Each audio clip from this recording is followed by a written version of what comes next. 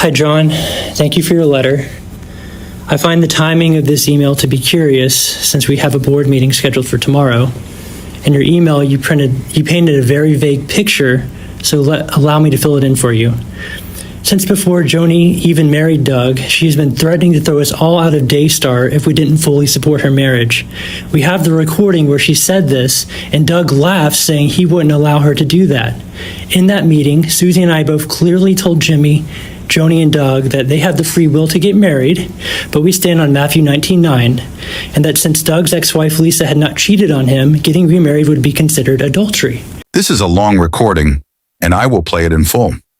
As Christians, I believe we should always follow exactly what the Bible teaches. So what does the Bible say about adultery? Please listen to this before we continue the recording. Luke 16:18. Anyone who divorces his wife and marries another woman commits adultery, and the man who marries a divorced woman commits adultery. This emphasizes that remarriage after an unjust divorce is sinful. Jesus was correcting the culture of easy divorce, where men divorce their wives for trivial reasons. Exodus 20:14. You shall not commit adultery. This is one of the 10 commandments given by God to Moses on Mount Sinai. Marriage was seen as a sacred institution, and violating it was an offense against God and society. 1 Corinthians 7:10-15. Paul teaches that a believer should not divorce their spouse. If they do divorce, they should remain unmarried or be reconciled. If an unbelieving spouse leaves, the believer is not bound and may remarry.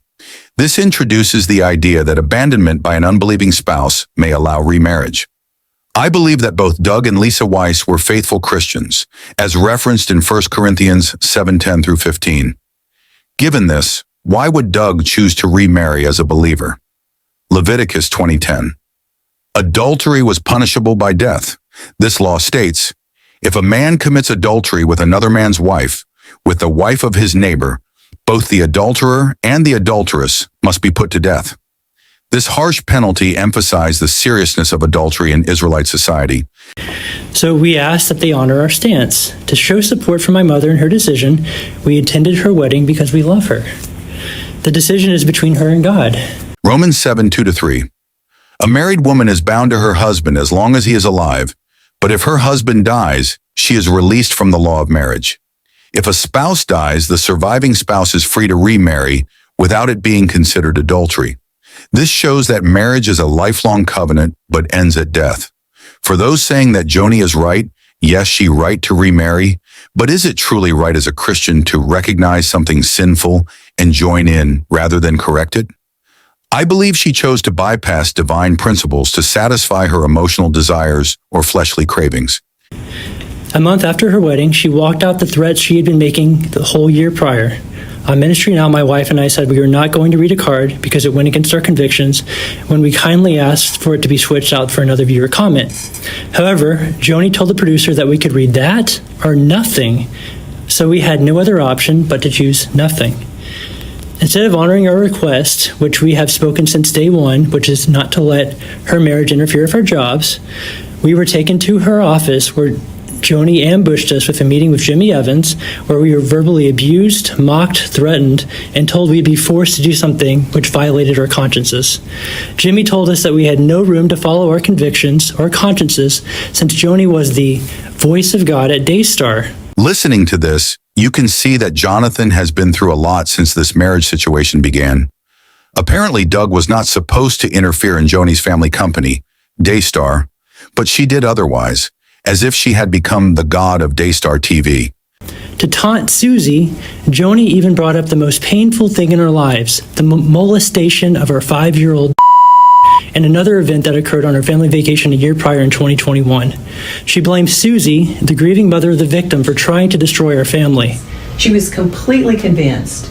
And by the way, I didn't tell Doug this story. I think you said that I did, but I haven't told him everything. Wait, what? So I didn't say you told Doug that. There was an instance where I never said you told Doug that. There was an issue with and I'm not going to tell you that because I know they wouldn't want me to share it, but Suzy was completely convinced and Jonathan was completely convinced that was doing something that he absolutely was innocent of. And it was a terrible thing that happened in our family. I must add that when we returned from the family vacation, Suzy and I were told to submit and never talk about this again, and we did. We never talked about it.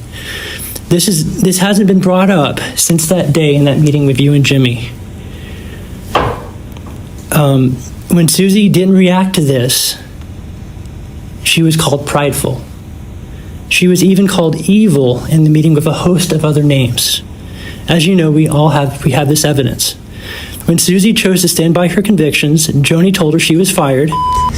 I can't go against my convictions in that, and I'm not challenging. Don't come back then. Okay. You're gone. You're Okay. fired. That's If fine. you can't read a nice comment about Doug, I don't want you here. Yeah. You won't do the green room. You won't do anything. Okay. Okay. And I was then threatened for a long period of time by Joni and Jimmy to also read a card, or I would be fired next. There has to be a change of heart. I have to see that, because if I don't see that, and if I know they don't respect and honor me, and they don't respect and honor him, he's been nothing but a blessing to me, an incredible husband the month that I've been married to him. He doesn't want to take over Daystar. I think really the fear here is not that he would interfere in Daystar. I think the fear is that somehow they think they're losing something by him coming. But that's a lie from the enemy. It's just not true. We haven't done one thing to him. And so I just mind my business and go home. No, you have been rude, both of you. I was with his daughter and his son-in-law this weekend. And like, for instance, even today I told Alicia, tell Jonathan back to you, Mom and Doug, and he refuses to do it. And then today I said, no, tell them for sure. And she said, we'll keep reminding everyone to say back to Joni and Dr. Doug. So I love you both, but this is going to end. You submit or you leave. I'm not going to come in the studio. There will be another viewer feedback that says something nice about Doug. If you can't read it, then you don't need to be on the show, and then you don't need to come back the next day either. Mm-hmm. I'm just telling you, I don't want it to be this way, but he is a godly man. You know what I saw with his kids this weekend? We were with Hadassah and Chase. That's his daughter and son-in-law, and the respect and honor that they had for their father, knowing everything they've gone through, which divorce is not easy, we know that. Yep. And the respect and honor that they showed me, my kids pale in comparison to how they've treated him like shit. I mean, I'm just telling you, it is so disrespectful. Marcus Lamb would kick Jonathan's butt if he was alive right now, in the way and the things he's done, the things he said, the fact that he would care more about what people think and his reputation than honoring his mother. That's what he did. He'll have to live with that. But I'm just saying that I am drawing the line in the sand today. This will end. You'll remember that I had called you the evening of July 11th. I remember I called you that night in this absolute state of shock, seeking help because of what had just transpired. That night and the weeks to follow, my wife and I suffered great trauma, anguish, and suffering. We were stonewalled with no proper communication, and the immediate consequence was to be removed from on-air appearances on television. Because of all this spiritual abuse, manipulation, and control, all we asked was for accountability and to fix what was done wrong, where we did not have to read a false statement on air about a sabbatical, when indeed we were being brutally punished for standing by our convictions. The day I dismissed him from the program, Doug didn't even know what was going on. Of course, he'll get blamed for everything, but he knew nothing of it.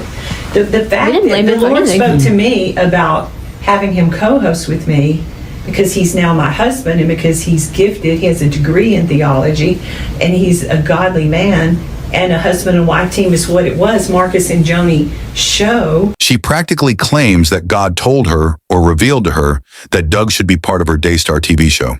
But does God really reveal things like this? Remember, Doug said he asked God to bless his marriage, and God did exactly that. Personally, I feel they are saying these things on their own, as God doesn't operate that way to forcefully intervene. However, it is clear that all sinners will face judgment. Revelation 21:8. But the cowardly, the unbelieving, the vile, the murderers, the sexually immoral, those who practice magic arts, the idolaters, and all liars, they will be consigned to the fiery lake of burning sulfur. This is the second death. You're feeding each other. And when you said that you're the leader of the home, I don't doubt that. But you're not being a good leader. You're not being a good leader here. You're not being a good leader at home. Because what Suzy needs right now is the encouragement to submit, not the encouragement to keep wrangling. And what you need is a leader. See, as a leader, you have to be a follower. Jesus said, I do nothing unless I see my Father doing it. Jesus was a great leader because he was a great follower. You're a terrible follower right now. And you've always been great. You and your mom have always, and see, here's the point. You've always done what your mom said because you agree with it. Now you don't agree. A follower does, when Jesus said, not my will, but yours be done in the Garden of Gethsemane, what he was saying is, every bone in my body doesn't want to do this, but I'll do what you want, not what I want. That's the only reason we have a Savior, is he did that. So right now you're saying, not your will, my will be done. You're insisting that you get what you want related to Doug. And that's not going to happen. You have been the most loyal and faithful son, but you don't have nothing to fear from me, but I am putting my foot down on this. And you either come along with me or you leave. And I don't want you to leave. He's on everything I own. He's the only child that is on every account. He could steal all my money right now if he wanted to. That's how much I trust him. If my actions don't show my trust and love for him, I mean, can you believe that? Doug signed a prenup. He knows he'll never have a position of leadership here. But is he my husband? Is he called alongside? Has he been a tremendous blessing to me? Do I go home to him at night? Does he fill a void that God knew I needed to carry the load that I'm carrying right now? Do I take it very seriously, what I do? Will I continue to take it seriously? Has Daystar grown more in the last year than at any other time in its existence? Probably because Marcus Lamb's on the other side helping us. We know that. Daystar has always stood for marriage and against censorship. These were our beliefs to the core, and when Daystar has taken a wrong turn with my mother's actions, we don't just go along with it. We want things done right before God. So I have spent days and days on my face before God because all I've ever known is submission. I have never been one to challenge anything. The reason you said you don't know where it turned is because I started to feel all sorts of things in my spirit where it just didn't sit right. And my form of submission is doing my little job here and going home to my kids. I don't ever question anything you do. I just stick to that. I have one boundary, whereas I won't fake something. I don't feel it's my conviction. And if on those grounds you have to fire me, then you have to do that. But I do my job. I talk about God. And I feel like that is reasonable. Suzy, you said that your job was to talk about God. That's not your job. Your job is to do what she says.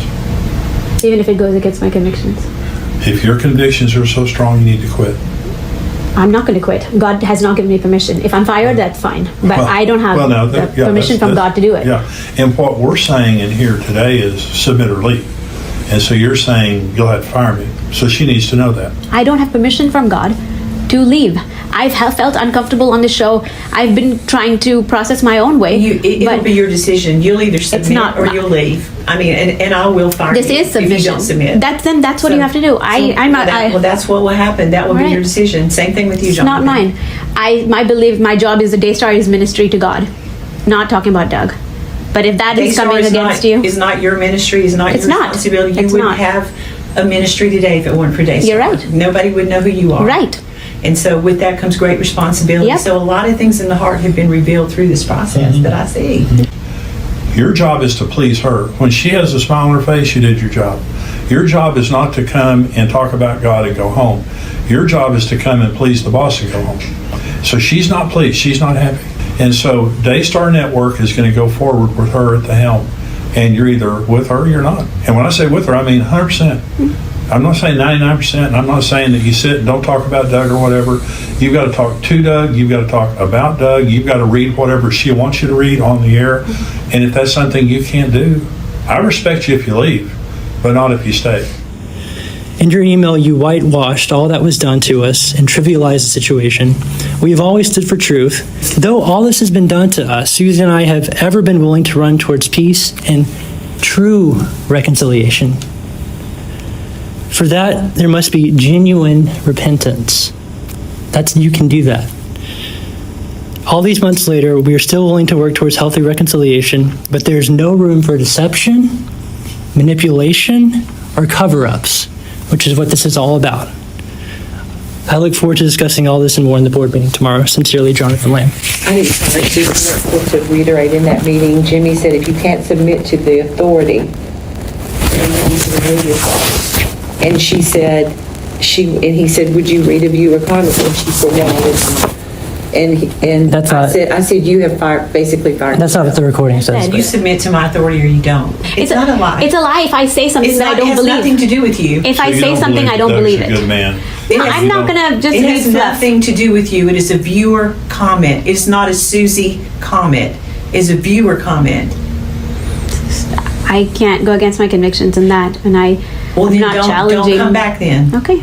You're gone. You're Okay. fired. And Doug Weiss has been nothing but an incredible blessing to me. I'm as happy as I have ever been in my life. That may be hard for you to hear. You're happier now than you've ever been with Dad? I am happier now than I've ever been.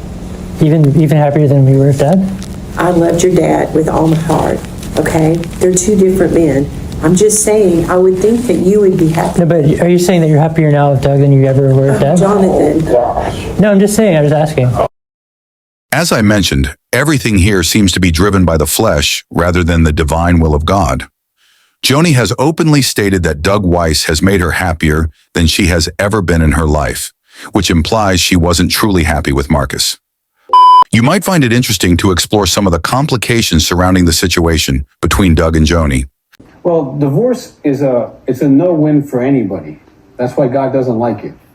Because what happens is, depending on how well you were in this marriage, you're going to have regret on who you were if you don't have a clear conscience. If you didn't give it the last shot. In my office, Joni, I'm 3 to 4 times a month. Dr. Weiss, this is our last shot. I mess up my wife all the time because I want more sex the rest of my life. And I just really mean it with Lisa. I love her so much. She satisfies my inner being. And these are what she wants to hear. So if you will tell her, you satisfy me, it'll mess her up for at least a week. I go, great, because we do pretty good with last shots. Most of them make it. I guess the butterfly feelings kind of last, I guess, for the first 18 months of maybe a new relationship. Is it because those fade away and Mine you don't. get I got comfortable? 30 years and I'm still butterflied as soon as she walks. Seriously. That's good. Lisa's my buddy. She's my friend and co-partner in business and everything we do. And I invest in that. What's your favorite things about Lisa? Oh, she's got the purest heart I've ever met. I mean, it's just, she loves and serves with excellence. Everything she does with excellence. You know, she's an amazing individual, creativity-wise. She's an amazing mom, and she runs our company. You know, we just bought a 20,000 square foot building for a counseling center. That's a lot. She runs it like a home. I mean, people just like her because she's just got this kind of like, how can I help you? Heart. Mm-hmm. You know, that's just easy. That is so much like my Joni. Oh, thank you. Do you remember when you said I do? What does your I do mean that you would do? I praise my wife all the time because that is the voice of God towards her. He constantly praised his wife, the same wife he divorced without any tangible reason.